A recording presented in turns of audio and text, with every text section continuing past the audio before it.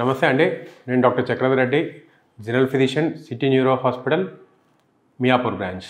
BP కానీ, sugar కానీ, ఉబకాయం లావు ఉన్న వాళ్ళు కానీ లైఫ్ స్టైల్ చేంజెస్ చేసుకోమని అందరికీ చెప్తూ ఉంటాం. ఇనిషియల్ ఫేజెస్ ఆఫ్ బీపీ కానీ, షుగర్ కానీ ఉన్న వాళ్ళు జస్ట్ లైఫ్ స్టైల్ చేంజెస్ చేసుకుంటేనే మనం ఆ షుగర్ని కానీ, బీపీని కానీ మందులు వాడే స్టేజ్ వరకు వెళ్ళకుండా కంట్రోల్ చేసుకునే అవకాశం ఉంటుంది. లైఫ్ స్టైల్ చేంజెస్ అంటే ఏంది?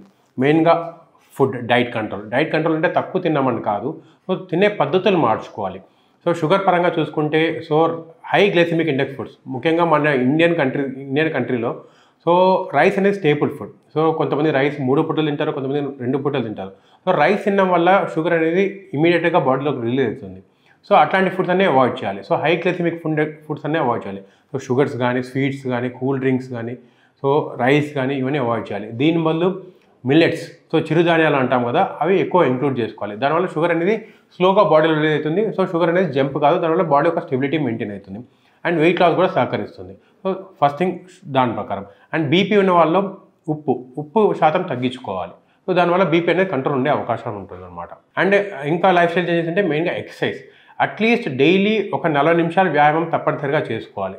దానివల్ల అనేది బాడీ ఫిట్గా ఉంటుంది అండ్ లావు కాకుండా ఉండడానికి కూడా అవకాశాలు ఎక్కువ ఉంటాయి. ఏదైతే షుగర్, బీపీ, కొలెస్ట్రాల్ బార్డర్లో ఉన్నాయి అవి నార్మల్గా అయ్యే అవకాశాలు కూడా చాలా ఎక్కువ ఉంటుంది అనమాట.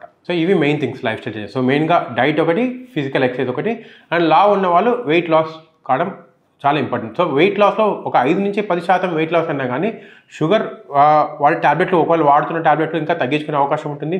ఒకవేళ బాడీ లైన్లో షుగర్ ఉంటే నార్మల్ అయ్యే అవకాశాలు కూడా చాలా ఎక్కువ ఉంటాయి వెయిట్ లాస్ అయితే. షుగర్ పరంగా మెయిన్గా ఇందాక చెప్పినట్టు ఎక్కువ పెంచేది షుగర్ అంటే glycemic index foods. High glycemic అంటే మనము తిన్న ఫుడ్ వెంటనే దాని నుంచి షుగర్ సెక్రెట్ అయ్యి బాడీలోకి ఎక్కువ రిలీజ్ అవుతుంది అనమాట. అట్లాంటివన్నీ అవాయిడ్ చేయాలి. ముఖ్యంగా మనం రెగ్యులర్గా డైలీ బేసిస్ వాడే వల్ల రైస్ తగ్గించేసేయాలి. దానివల్ల ఎక్కడైతే రైస్ వాడతామో రైస్ వల్ల చిరుధాన్యాలతో సబ్స్టిట్యూట్ చేసుకోవాలి. అండ్ స్వీట్స్, షుగర్ కంటెంట్ ఉన్న అన్నీ అవాయిడ్ చేయాలి. And second thing cool drinks కానీ, ఆల్కహాల్ కానీ, స్మోకింగ్ కానీ ఇవన్నీ అవాయిడ్ చేయాలి. అండ్ ఫ్రూట్స్లో మెయిన్గా అరటిపండు కానీ, మామిడి పండు కానీ, సీతాఫల్, సపోటా ఇవి షుగర్ని వెంటనే పెంచుతాయి. ఇవన్నీ అవాయిడ్ చేయాలి. ఏ ఫ్రూట్స్ తినచ్చు? జామకాయ తినచ్చు, పప్పాయ తినచ్చు, యాపిల్ తినచ్చు, ఇవి మంచిగా తినచ్చు. ఇవి కాకుండా మిగతా అన్ని ఫ్రూట్స్ కొంచెం మోతాదులో తీసుకోవచ్చు. ఏమన్నా కానీ ఫ్రూట్స్ ఆ పండ్లాగానే తీసుకోవాలి కానీ జ్యూసెస్ లాగా చేసుకోవద్దు. ఒక్కసారి జ్యూసెస్ తీసుకున్నామంటే అది మొత్తం షుగర్ కాన్సన్ట్రేట్ అయిపోతుంది. దానివల్ల ఇంకా షుగర్ అనేది పెరిగే అవకాశం ఉంది.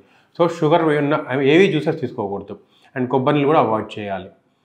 ఇవి మెయిన్ థింగ్. నాన్ వెజ్లో చికెన్, ఫిష్ కొంచెం వరకు తీసుకోవచ్చు, మటన్ కొంచెం తగ్గించుకోవాలి. షుగర్కి, బీపీకి 80% మందిలో లక్షణాలు ఏమీ తెలియవు. చాలామంది ఏదో దాని గురించి కారణం వస్తే, జ్వరం గురించి వస్తే, దేని గురించి వస్తే షుగర్, బీపీ బయటపడే వాళ్ళు చాలామంది ఉంటారు. అందుకోసమే 30-35 ఇయర్స్ తర్వాత రెగ్యులర్గా హెల్త్ చెకప్ చేసుకోమనేది.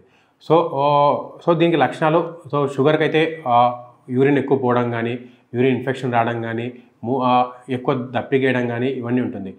బీపీకి అయితే తలనొప్పి ఇవన్నీ వచ్చే అవకాశం, తలనొప్పి కానీ, మెడ నొప్పి కానీ, కొంతమందికి ఛాతీలో పట్టేసినట్టు ఉండడం కానీ ఇవన్నీ వచ్చే అవకాశం ఉంటుంది అనమాట. యూజువల్గా బీపీ ఉన్న వాళ్ళకి డైలీ ఉప్పు శాతం 5 గ్రామ్స్ 4 గ్రామ్ కన్నా తక్కువ తీసుకోమని చెప్తాం. దానివల్ల బీపీ అనేది కంట్రోల్ ఉండే అవకాశం ఉంటుంది. బీపీ ఇంకా ఎక్కువ ఉన్న వాళ్ళకి ఇంకా 2.5 గ్రామ్స్ కన్నా తక్కువ తీసుకుంటే ఇంకా దానివల్ల ఉపయోగం ఇంకా ఎక్కువ ఉంటుంది అనమాట.